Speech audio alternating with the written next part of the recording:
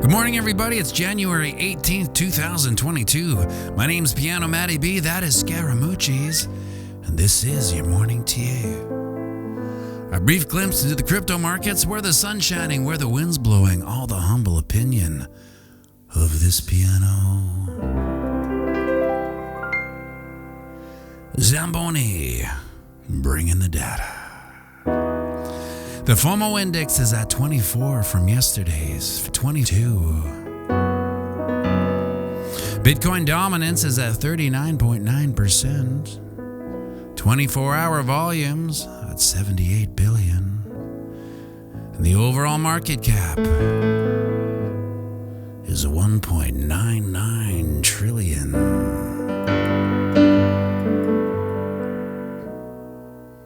Give or take 100 million. F major 7th. It's Tuesday. Over on the 4-hour chart, we've been tootsie dipping down to our friendly level of support that we said we could bounce off of and return back up. We do have a friendly level of support at 41.5. We could bounce off her.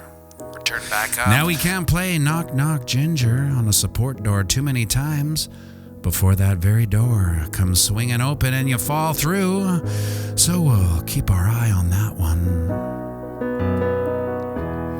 If we can find support here, it will likely head back to 44K level, which is the top of our current range. Maybe we'll go play knock knock ginger on that door for a change.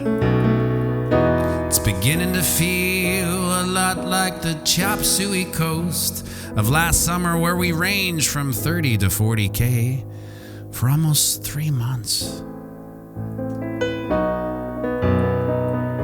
People say that history tends to repeat or at least rhyme. But I look at market history like a junkie who just keeps relapsing, gets out of recovery, has a few good months. Everybody starts saying he's changed, he's really changed this time. Then he runs into that girl with the rich politician dad who triggers his pleasure buttons, and he ends up hauled up in the abandoned Cinnabons for 3 months, till we send an intervention camera crew to go get him out. On the daily, it seems we've broken bearish ever so slightly out of our symmetrical triangle, and I'm hoping it's a classic head fake down, then a quick reversal. We do see a lot of traffic here in Wick City, which is a good sign. The bulls are trying to keep the bears out of the neighborhood. There's still some slight bullish divergence with price action declining and the MACD pushing up, which may not be something, but you sure ain't nothing. I think some volume has to come into the market again before we see any epic runs up, and at 78 billion, there's not enough bums in the seat to hear a healthy encore, but it does make for a whale-rich environment. Now, I normally don't go over too many altcoins because 95% of the time, they are just a carbon copy of the Bitcoin chart.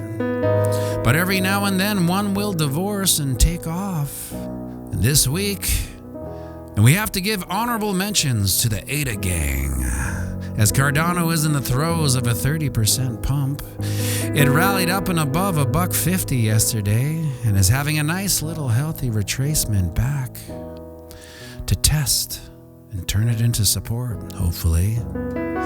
Cardano is like that friend that didn't like any of your other friends, and vice versa.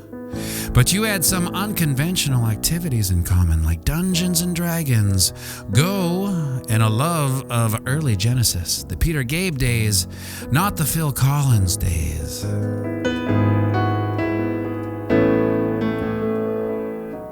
Then he moves away, and you never hear from him till he comes back again. A genius crypto computing programming billionaire, something like that. And all the friends who didn't like him are telling stories about the good old days when they were all such good buds, right? But But for those who were friends and did hang on, well, nobody was watching or caring, which includes me. I do have a bag of Cardano. Well, it's more like a fanny pack of Cardano. For those who were there in the good old days, I'd like to give you a reaffirming head nod. And if the cameraman can get in close here real tight, I don't have a cameraman. Good job. And remember, we're playing the same game as our psychopathic elected lead. That's right, it's the long game. So zoom out and have a fantastic day.